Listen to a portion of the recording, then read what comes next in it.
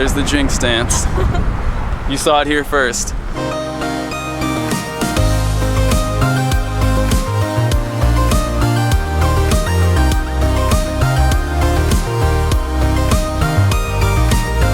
Pokemon nests have changed again, so I'm going out today to investigate. But first, lunch with my favorite Pokemon trainer. In the last nest migration, Pokemon nests generally changed to a species that came before them in the Pokédex. With this recent migration, people are reporting that species have changed to a Pokemon that comes after them in the Pokédex. So today, I'm gonna go to a few familiar nests that we've visited before on this channel and see what's going on. Our first stop today is Southgate Park. This was originally a Scyther nest when the game first released, and in the last migration it became a Staryu nest. According to reports online, it should now be a Jinx nest. And I already see there's still a Staryu here, but there's also a Jinx nearby. So we're gonna keep looking around and see which one is more common. Since there's also a Team Instinct gym here, I figure we might as well train it up and leave some Pokemon.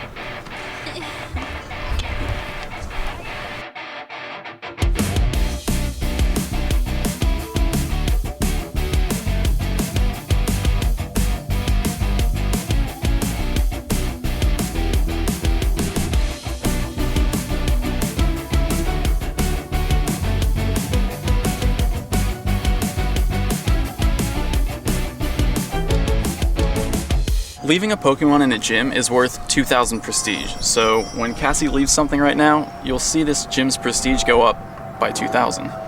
See, now that her Golduck's in here, it just went up by 2,000 prestige. So I'm gonna train it a little bit more and then leave something of my own.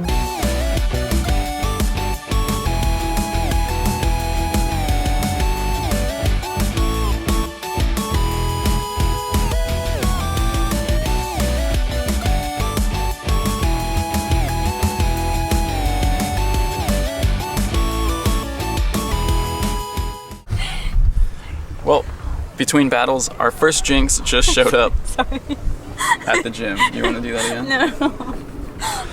So cute. So there's our first Jinx. Let's see how many more we can find. She looks so surprised.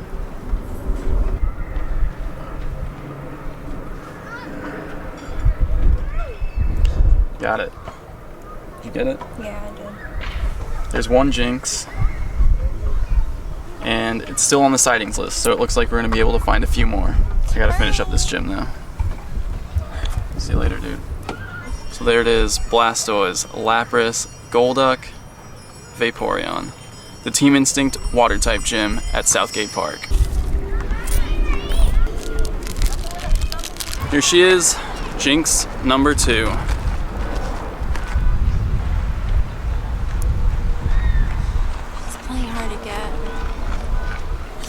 Got her. Frost Breath, Draining Kiss. I'm looking for a Jinx with 2 ice moves because I still don't have any Pokemon with 2 ice type moves.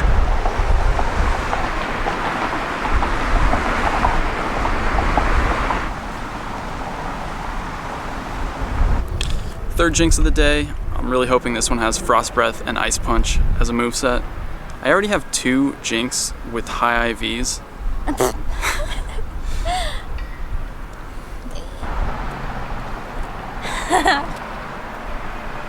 Yes. Okay. Like I was saying, I already have 2 Jinx that I've hatched from eggs that both have really high IVs. But neither of them have a decent moveset. And I'd really like to get 2 ice type moves. Please, Jinx, please. Oh my goodness. I need to sit down. I need to focus. Focus. Can you hold this? Yes. Watch this. First try. 2 hands. First try.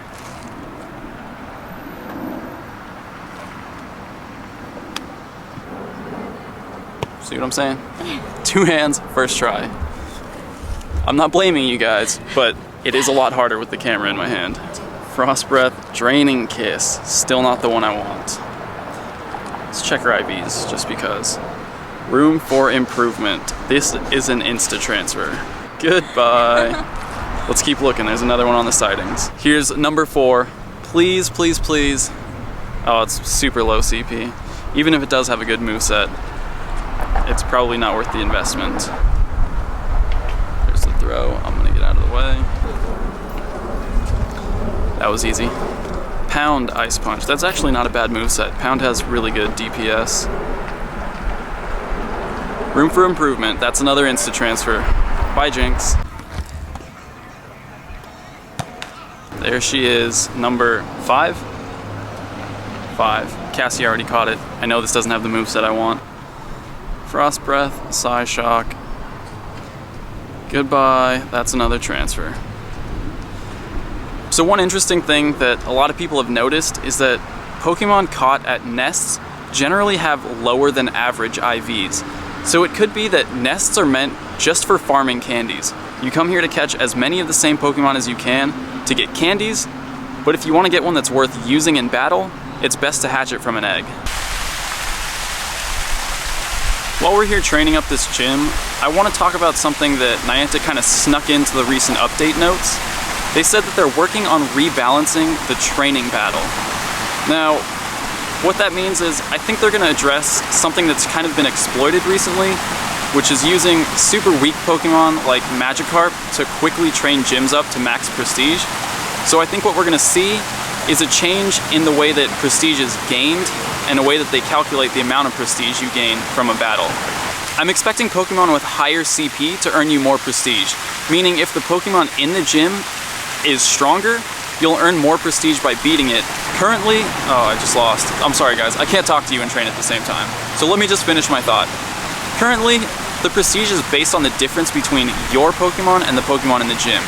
If your Pokemon's CP is half of the Pokemon in the gym, you'll gain max prestige, 1000 prestige. And it doesn't matter what the actual CP is, the only thing that matters is the ratio. I think when they update it, they'll probably change it so that the higher the Pokemon's prestige is, the higher the Pokemon's CP is, the more prestige you'll earn. So it'll still be a ratio, but that ratio will scale based on the actual CP level of the Pokemon. That's just my thought, but I think that's the way that makes the most sense to combat this exploit of being able to train things up super quickly using weak and sometimes useless Pokemon. Here's one more Jinx. There's 2! Never mind, let me see. Oh, there's the thumbnail right there. We got a double Jinx spawn here. Hopefully one of these has the moves that I want. Which one did you start with? I'm gonna get the other one. No, I started... Okay, then I'm just gonna pick one. Again, you know what? I've learned my lesson. I'm gonna put the camera down. Nope. Neither of them? No. Got it. 2. And neither of them has the moves that I want. Why, Jinx? I'm up to 10 ice types, though. Oh yeah, I just got the same thing. I need to go somewhere colder. It seems like these nest migrations are going to be a regular thing in Pokemon Go.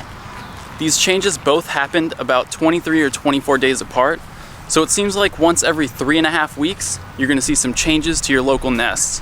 What that means is, if there's a Pokemon in a nest that you want to catch and evolve, make sure you do that because there's going to be a time limit on it. Alright, here's another Jinx. I really hope this is the one. Got it. Let's check. Frost Breath, Ice Punch. But it's only 351 CP. Let's check its IVs. Pretty decent, so still not great. Somewhere between 50 and 67%. It does have the moves I want. But with that CP, it's not worth the investment. Cassie got the same Jinx at 934 CP.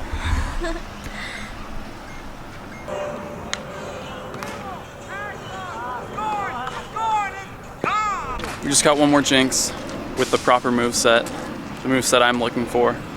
But again, low CP, bad IVs.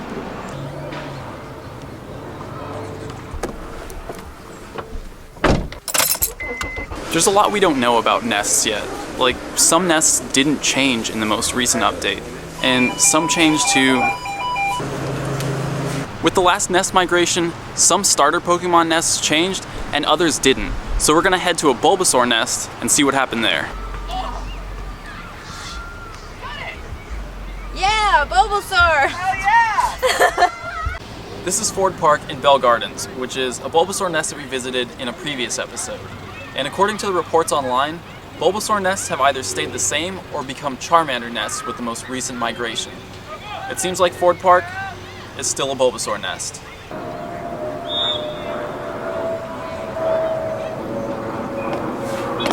It seems to me like there might be two different types of starter Pokemon nests. Those that are never going to change, and those that will shift with each migration. Ooh, Nidorina. Yeah. I need this. I'm 5 candies away from Nidoqueen.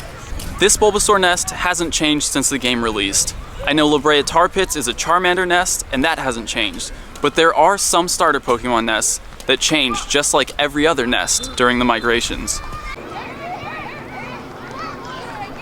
I have a couple eggs hatching now. These are 3 2-kilometer eggs, and a lot of you guys theorize that the Pokemon you hatch from an egg is dependent on the location where you are when you hatch it. Personally, I don't think that's the case because there's evidence that a Pokemon's moves and other information is set when you pick the egg up. So if any of these hatch into a Bulbasaur, that'll be pretty interesting. But again, I don't think that's the case.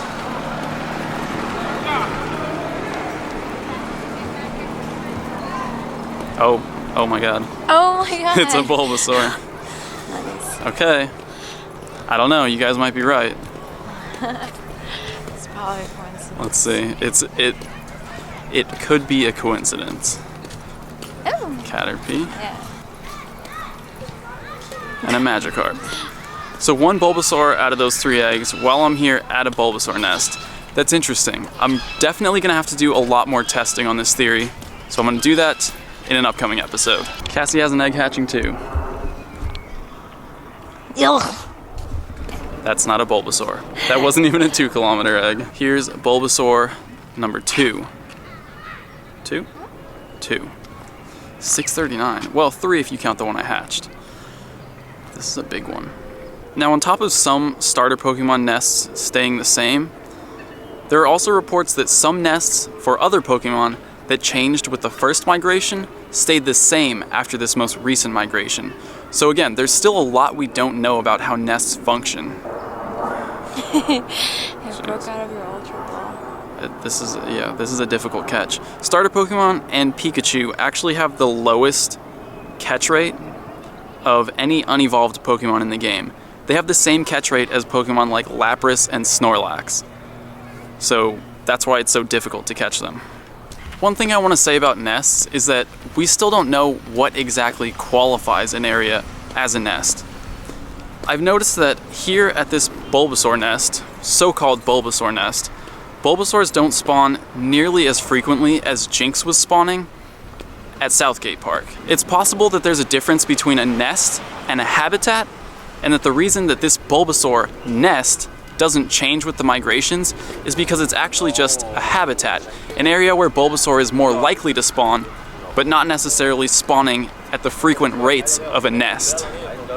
As an interesting note, this so-called Bulbasaur nest extends across the riverbed into the golf course on the other side, which is in a completely different city, and this is a much bigger area than any other nest that I've seen. So this could be further evidence that this is different from regular nests in that the spawns are less frequent and it covers a much larger area. Again, just something to consider. We don't know as much about nests as we think. So our main takeaway for today is that nests have changed. Not all of them, but some. I'm going to link to a Reddit thread in the description that lists some of the possible changes for nests, so you can go check it out and see what your local nest might have changed to. I'm also going to include a link to a nest map. Now, the species in each nest might not be up to date, but you can at least use the map to find nest locations near you. It works as a Google Map overlay, so you can use it on mobile or on desktop, and it has nests listed all over the world. Some places have more nests listed than others, but I'll also link to a Reddit thread where you can contribute to this, but to be honest, I'm not sure if they're keeping up to date with it or not. What is this? One in the middle of the ocean.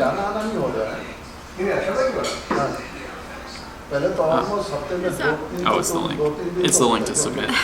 The cool thing is, if you're using this on mobile, you can leave this overlay on. So sometimes when I'm navigating somewhere, I can see the nests on the map as I'm driving past them. At the end of the day, it might be a futile effort to try to map the exact species in each nest, since we're not sure how they're going to change in the future. But we can at least keep track of the locations so you can know where to go if you're looking for consistent Pokemon spawns. Now if there's a Bellsprout nest near you, let me know, because I really want my Victory Bell. Me too. Now, excuse me, it's time for dinner. We're going on one last Pokemon hunt before we leave the condo because a Dratini appeared on the sightings and I've only caught 2, ever. I've figured out where quite a few of the Pokemon spawn points are around the condo, so I'm just gonna walk around and check each of those for this Dratini. Got it. Exactly where I expected it. Actually, I expected it where the Krabby is, but very close.